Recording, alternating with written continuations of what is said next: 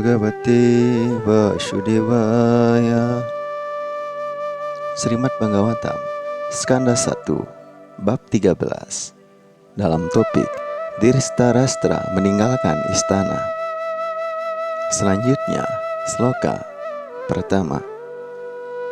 Sutta waca Vidurastirtayatrayang Maitreyat atmano gatim Gyatva gadastina purang Daya wapta vivitsitaha. Artinya, Sri Sutta Goswami berkata, dalam perziarahan sucinya, Widura mendapatkan pengetahuan tentang sang diri dari Resi Maitreya, lalu kembali ke Hastinapura. Ia sangat menguasai topik tersebut sesuai harapannya. Penjelasan dari Yang Maha Berkarunia A.C. Bhaktivedanta Swami Prabhupada. Widura, salah seorang tokoh terkemuka sejarah Mahabharata.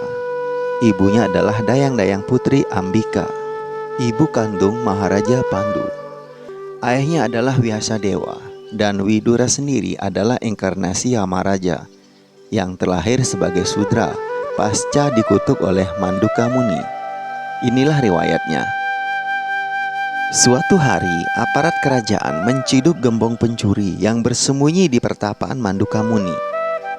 Seperti pada umumnya, aparat kerajaan pun menjadikan pencuri itu tersangka termasuk Manduka Muni. Kepada sang Muni, hakim memberikan hukuman mati khusus, yaitu ditusuk dengan tombak.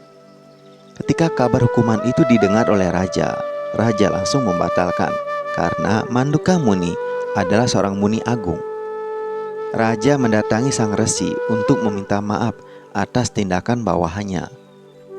Namun petapa suci itu justru menghadap Yamaraja, pribadi yang menentukan hukuman bagi makhluk hidup yang bersalah. Setelah mendengarkan penjelasan sang muni, Yamaraja menjelaskan bahwa pada masa kanak-kanaknya, sang muni pernah bermain-main menusuk seekor belalang dengan sebatang jerami runcing, dan karena alasan itulah sang muni ditempatkan dalam kesulitan ini. Sang muni menganggap Yamaraja tidak bijaksana dalam memberikan hukuman atas kesalahan yang ia lakukan pada masa kanak-kanaknya, sehingga ia mengutuk Yamaraja untuk lahir sebagai seorang Sudra.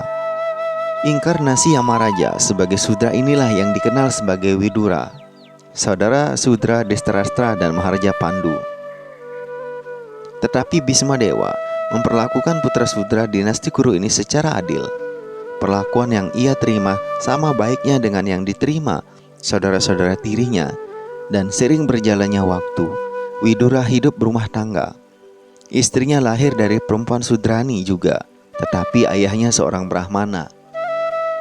Kendati tidak berhak menerima warisan ayahnya, saudara tiri Bhisma Dewa, Widura tetap diberikan fasilitas kerajaan yang memadai atas kebaikan Dhritarashtra, kakak tirinya.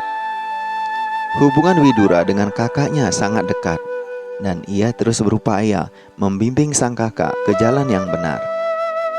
Saat-saat menjelang perang saudara terjadi di Kurukshetra, Widura berkali-kali memohon dengan sangat kepada kakaknya agar bertindak adil terhadap putra-putra Pandu.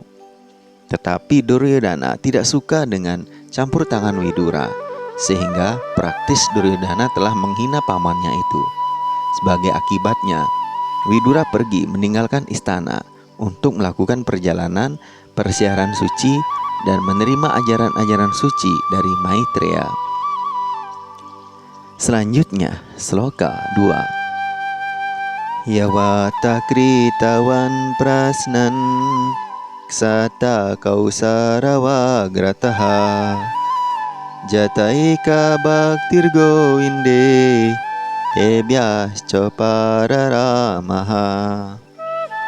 Artinya, setelah banyak bertanya kepada Maitreya Muni dan cinta bhaktinya sudah terpusat kepada Sri Krishna, Widura pun menyudahi pertanyaannya kepada sang resi. Penjelasan dari Yang Maha Berkarunia A.C. Bhaktivedanta Swami Prabhupada. Setelah diyakinkan oleh Resi Maitreya Muni bahwa sumum bonum kehidupan adalah terpusatnya cinta bhakti kepada Sri Krishna, Sri Govinda, atau sang pemuas para penyembah dalam segala hal. Widura menyudahi pertanyaan-pertanyaan yang hendak ia ajukan kepada sang resi. Jiwa-jiwa terikat atau para entitas hidup yang terjerat kehidupan material berusaha mencari kepuasan secara material, mengandalkan indera-indera materialnya. Tetapi hal itu selalu gagal memberinya kepuasan. Kemudian, melalui spekulasi filsafat dan mengandalkan intelektualitasnya yang serba terbatas, ia berusaha untuk menemukan kepuasan batinnya pada kebenaran tertinggi. Manakala usaha itu tidak memberikan hasil sesuai dengan harapannya, maka ia akan berpaling pada kegiatan kesejahteraan badani sehingga sibuk melakukan berbagai kegiatan kemanusiaan. Maka ia akan berpaling pada kegiatan kesejahteraan badani sehingga sibuk melakukan berbagai kegiatan kemanusiaan, filantropi, dan kegiatan sosial altruistik yang semuanya gagal memberikannya kepuasan. Jadi, tanpa melakukan suatu pelayanan yang mengarah kepada sang pemberi kepuasan, maka kepuasan batin itu tidak ditemukan pada kegiatan berpahala dan spekulasi filsafat, karena secara alami entitas hidup adalah abdi-abdi kekal personalitas tertinggi Tuhan Yang Maha Esa, Krishna, dan segala kesusastraan Weda menuntun makhluk hidup ke arah tercapainya tujuan tertinggi itu.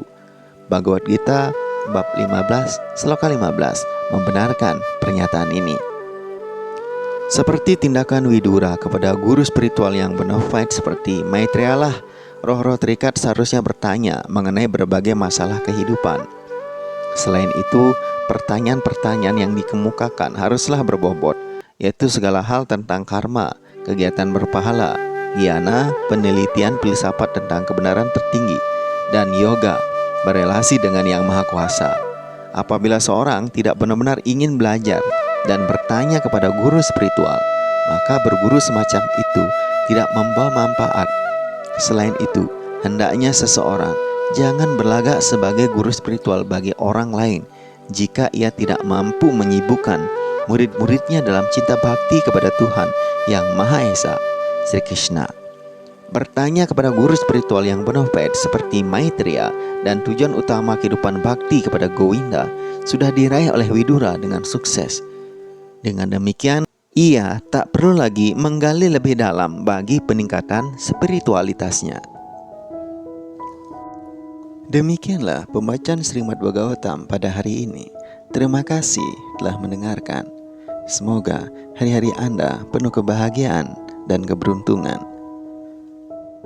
Semoga Tuhan selalu memberikan kesempatan untuk berbakti kepadanya. Sampai jumpa esok pada waktu dan kesempatan yang sama. Jai Grant Raja Srimad Bhagavatam Mahaprana Ki Jai.